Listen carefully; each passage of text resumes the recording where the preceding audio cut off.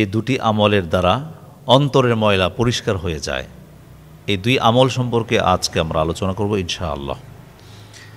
আমরা যখন পোশাক পরিধান করি, কাপড় পরি, তখন 1, 2, 3, 4, 5, 6 দিন এটা একাধারে পরা যায় না। 2-3 দিনের পরে এটা ময়লা হয়ে যায়। আর সেই ময়লা পরিষ্কার করার জন্য আমরা সাবান ব্যবহার করি। প্রত্যেকটা জিনিস ধুলাবালিযুক্ত হয়। অনুরূপভাবে মানুষের অন্তরও ময়লা হয়ে যায়, কলুষযুক্ত হয়ে যায়। হযরতে আব্দুল্লাহ ইবনে ওমর রাদিয়াল্লাহু আনহু বলেন, রাসূলুল্লাহ সাল্লাল্লাহু আলাইহি ওয়াসাল্লাম বলেছেন, ইন্না হাযিহিল কুলুবা তাসদাউ কামা ইয়াসদাউল হাদীদু ইযা আসাবাহুল মা। পানির স্পর্শে লোহা যেমন মরিচা পড়ে, জং ধরে, অনুরূপভাবে মানুষের কলবে মানে হৃদয়ে মরিচা পড়ে যায়। কিলা, বলা হলো, ইয়া রাসূলুল্লাহ ওমা জিলা উহা, সেই মরিচা পরিষ্কার করার জন্য মাজনি কি, সেই ময়লা পরিষ্কার করার যন্ত্র কি অথবা উপায় কি? রাসূলুল্লাহ সাল্লাল্লাহু আলাইহি ওয়াসাল্লাম বলেন যে মানুষের হৃদয়ের অন্তরের ময়লা পরিষ্কার করার জন্য কাসরাতু যিকরিল মাউত, বেশি বেশি মৃত্যুর কথা স্মরণ করা, ওয়া তিলাওয়াতুল কোরআন, এবং কোরআনুল কারীম তিলাওয়াত করা। বেশি করে মৃত্যুর কথা স্মরণ করা, বেশি করে কোরআনুল কারীম তিলাওয়াত করা। এই দুটি আমল হচ্ছে মানুষের অন্তর পরিষ্কার করার মাজনি। যেমন ধরুন, আপনার দাঁত যদি ময়লাযুক্ত হয়, অর্থাৎ কয়েকদিন অথবা একদিন ব্রাশ না করার কারণে যদি ময়লাযুক্ত হয়, তখন কি করেন? টুথপেস্ট দিয়ে ব্রাশ করে পরিষ্কার হয়ে যায়। অনুরূপভাবে যদি কোনো লোহার মধ্যে মরিচা পড়ে, রেত দিয়ে অথবা শিরিষ কাগজ দিয়ে ঘষে এটা পরিষ্কার করা হয়। কাপড় যখন ময়লা হয়ে যায়, তখন আমরা কি করি? সেই কাপড় সাবান দিয়ে ধুয়ে ফেলি।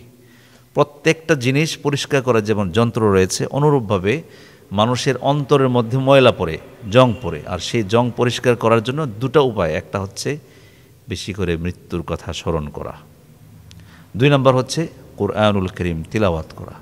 এই দুইটা কাজ যখন আপনি বেশি বেশি করবেন, তখন আপনার অন্তর পরিষ্কার হয়ে যাবে। অর্থাৎ এই হৃদয়ে কোনো ধরনের কালিমা অর্থাৎ কলুষতা, কোনো ধুলাবালি, জং, মুনাফিকি ইত্যাদি থাকবে না।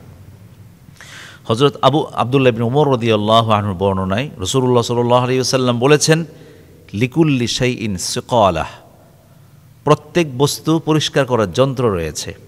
ওয়াসিকালাতুল কুলুবি যিকরুল্লাহ, আর মানুষের অন্তর পরিষ্কার করার রেয়াত হচ্ছে অর্থাৎ যন্ত্র হচ্ছে যিকরুল্লাহ, আল্লাহর জিকির। অর্থাৎ বেশি থেকে বেশি পরিমাণে জিকির যখন করা হবে, এই জিকিরের দ্বারা অন্তরের ময়লা পরিষ্কার হয়ে যাবে।